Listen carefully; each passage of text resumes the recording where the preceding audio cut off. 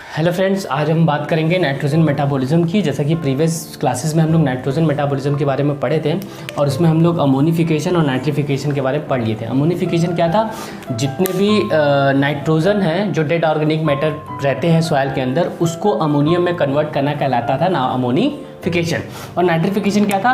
Ammonium ion is converted to the nitrate, पहले nitrite में फिर नाइट्रेट में, जैसा कि हम पिछले वीडियो में अच्छे से पढ़ लिए थे।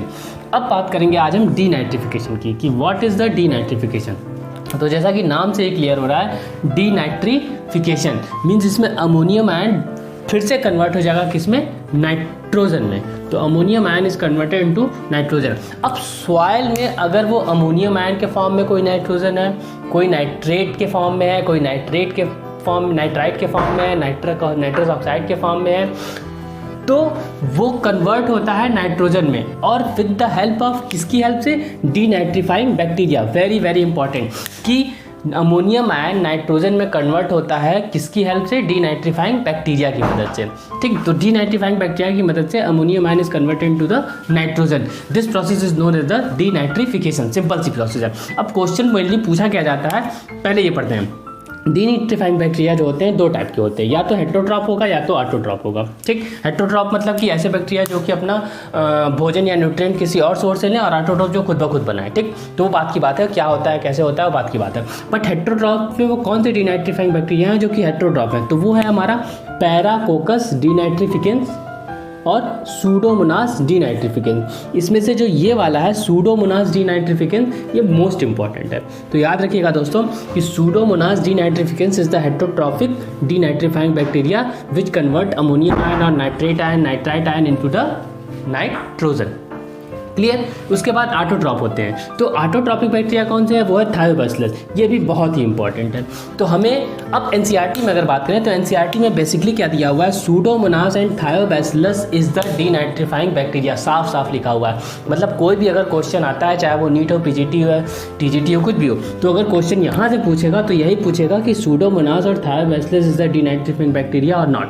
तो है, ठीक। तो ये हमें याद रखना है कि डीनाइट्रीफाइंग बैक्टीरिया क्या है? सूडोमोनास है, सूडोमोनास है, और क्या है?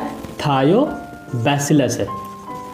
अगर स्पीसीज लेवल तक आ गया तब तो कोई कंफ्यूजन ही नहीं हुआ, क्योंकि लिखा ही हुआ है डीनाइट्रिफिकेंस। लेकिन केवल जीनस पूछ दिया तो कंफ्यूजन होगा। अब सूडोमोनास, बैसिलस, पैराकोकस या समथिंग कुछ ऐसे दे दिया तो प्रॉब्लम होगा। तो इसलिए डीनाइट्रीफाइंग बैक्टीरिया क्या है? डीबी क्या है? एक सूडोमोनास है, एक थायोबैसिलस है। ये याद कर डालिए। अब बात करते हैं नाइट्रोजन फिक्सेशन की। ठीक, तो नाइट्रोजन फिक्सेशन होता क्या है?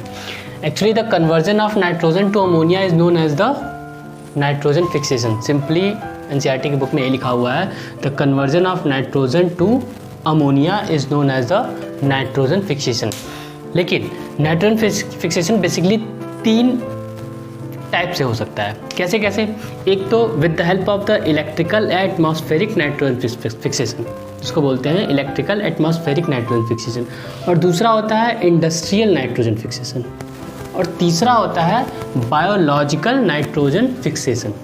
तो दोस्तों जो नाइट्रोजन फिक्सेशन, तीनों में यही है कि नाइट्रोजन से अमोनिया बनना है, लेकिन अलग अलग मेथड से। यहाँ पे एटमॉस्फेरिक का रोल होगा, यहाँ पे इंडस्ट्रियल का रोल होगा, और यहाँ पे इंडस्ट्रियल जो नाइट्रोजन निकलते हैं वो फिक्स होते हैं, यहाँ पे बायोलॉजिकल नाइट्रोजन फिक्सेशन होता है। अब बात करते हैं सबसे पहले इलेक्ट्रिकल एटमॉस्फेरिक नाइट्रोजन फिक्सेशन।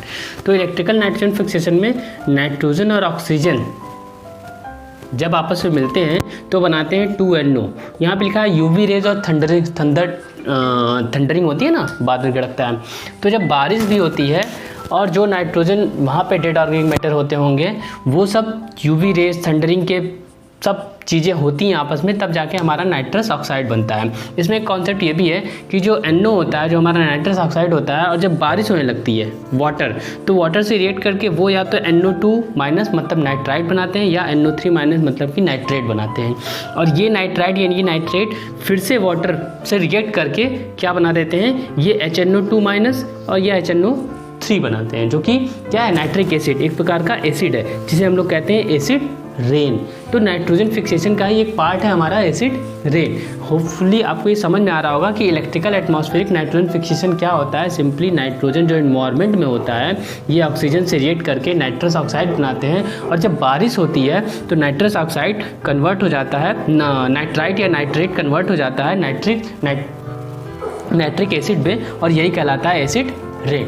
ठीक, उसके बाद आते हैं इंडस्ट्रियल नाइट्रोजन फिक्सेशन। जो इंडस्ट्री से वेस्ट निकलते हैं जिसमें नाइट्रोजन होता है वो H2 से क्रिएट करके बनाते हैं अमोनिया। ठीक, यहाँ पे एक प्रोसेस लिखी गई है कि दिया हुआ है कुछ बुक्स में कि अमोनिया जब कार्बन डाइऑक्साइड से क्रिएट करती है तो यूरिया बनाती है, और हम जानते हैं urea is the most important source of the agricultural plant, क्योंकि नाइट्रोजन का बेस्ट सोर्स होता है। ठीक, तो अमोनिया CO2 से रिएक्ट करती है, यूरिया बनाती है H2CO NH2, और ये क्या करता है, ये dissociate into soil in the form of ammonia, और ये सॉइल में अमोनियम के आयन के फॉर्म में डिसोसिएट हो जाता है। तो ये दो सिंपल है नाइट्रोजन फिक्सेशन के, एक इलेक्ट्रिकल एटमॉस्फेरिक नाइट्रोजन फिक्सेशन, एक इंडस्ट्रियल नाइट्रोजन फिक्सेशन। ठीक, ज़्यादातर क्वेश्चन इससे नहीं पूछ जाते हैं, मैक्सिमम क्वेश्चन पूछ जाते हैं बायोलॉजिकल नाइट्रोजन फिक्सेशन से, जिसमें सिंपली कहा गया है conversion of nitrogen to ammonia is known as the biological nitrogen. तो नेक्स्ट वीडियो में अच्छे से नाइट्रोजन फिक्सेशन को कवर करेंगे। Thank you so much for watching this. Thank you.